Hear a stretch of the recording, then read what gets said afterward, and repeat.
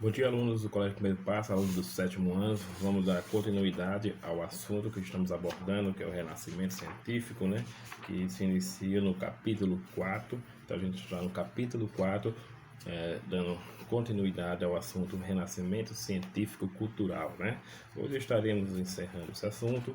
Então, hoje a gente vai abordar. Semana passada a gente estudou sobre as bases e características do pensamento científico, né? Estudamos sobre as características do pensamento científico. E hoje a gente vai falar sobre as fases do renascimento científico, né? Esse período das fases dos renascimentos científicos está dividido em 3 períodos, né? E essa parte que eu estou explicando a vocês está no livro de vocês na página 82, viu? Então, ao fazer a leitura desse assunto que está sendo abordado hoje, vocês procuram a página 82. Então, o que estamos abordando é o que? As fases do renascimento científico-cultural. Semana passada foi essa característica. Então, hoje a gente está nas fases do renascimento científico-cultural, né? E o que acontece é essas fases foram divididas em 3 períodos, né? Em 3 fases, podemos assim dizer, que é a 300, que está na página 83, a 400 e a outra, que é a 500, né? Então, 300, 400 e 500 são as 3 fases do renascimento cultural científico, né?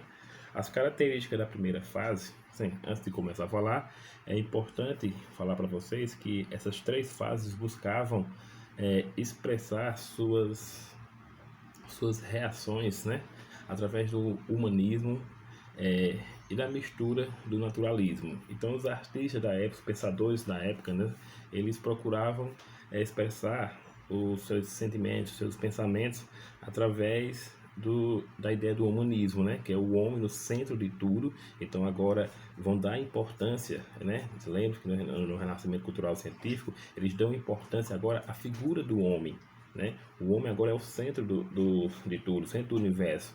Não é só mais um pensamento que Deus é o centro do universo e as coisas acontecem porque Deus quer, né? É também pensando que também as coisas acontecem devido também à ação do homem na Terra, né?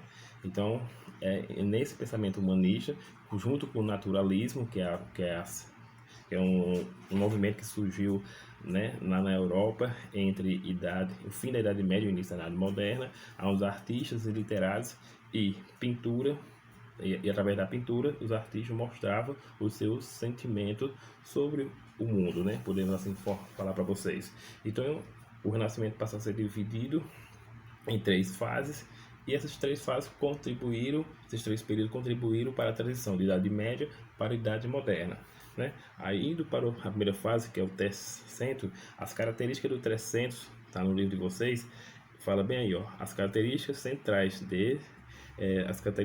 desse período são o uso da o uso de temas da vida humana atrelada à religião, principalmente no tocante aos sentimentos e comportamento, a utilização de elementos e estruturas da cultura grego-romana, né? Então aqui, nessa primeira fase, destaca a questão da relação do homem com a religião e trazendo um pouco da cultura dos gregos e romanos, coisa que na Idade Média passou a ser proibido os estudos dessas civilizações, né? A população já não tinha mais o contato com as civilizações, gregas ou romanas, com o seu passado, né?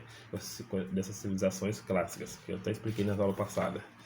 Aí vamos para o 400. O 400, as suas características que surgiram na época do 400 foram, lá na página 86, a construção de bibliotecas, né, que tinha obras voltadas para autores da antiguidade clássica, né, principalmente da Grécia e Roma Antiga, viu? Então, essa parte aqui traz de volta os estudos das sociedades antigas clássicas, como a grega e a romana, né? Também outra característica desse período é o aprofundamento dos estudos do latim, né? Visto que a maioria das obras da antiguidade rasgadas estavam escritas nessa língua. Então, o que acontece? O estudo mais aprofundado do latim para poder conhecer às histórias passadas, futuras, e o uso da arqueologia como instrumento de registros dos feitos históricos da Antiguidade Clássica. Então, nesse período, eles começam a estudar também a arqueologia para poder se compreender o passado, né? E indo para a terceira fase, a característica da terceira fase está esse período, essa produção artística desse tempo vai receber a influência das grandes navegações, né? Então, esse período, eu destaco para vocês o quê? Tá aqui, ó, nesse período, a produção artística renascentista sofreu influência das grandes navegações. A descoberta da América proporcionou uma nova perspectiva de ideia e de mundo europeu. A ciência renascentista, unida à razão e o anseio na descoberta do novo, contribuiu para a criação de elementos favoráveis à expansão marítima. Então, esse período aqui vai ser influenciado pelo descobrimento de novas civilizações, vai ser influenciado pelas grandes navegações, viu?